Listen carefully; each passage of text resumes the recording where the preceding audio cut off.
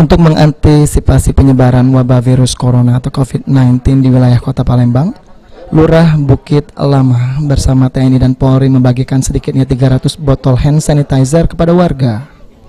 Hand sanitizer atau cairan pencuci tangan ini dibagikan kepada warga di pasar dan lokasi lain, namun warga dihimbau untuk tidak berkerumun mengambil hand sanitizer.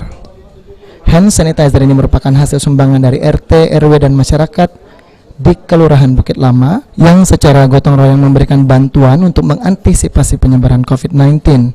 Upaya ini diharapkan juga akan menyadarkan warga untuk menjaga kebersihan dan selalu mencuci tangan.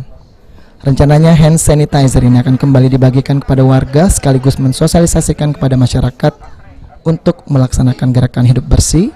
Selain itu, penyemprotan disinfektan juga dilakukan untuk mensterilkan lingkungan warga. Tim Liputan PAL TV.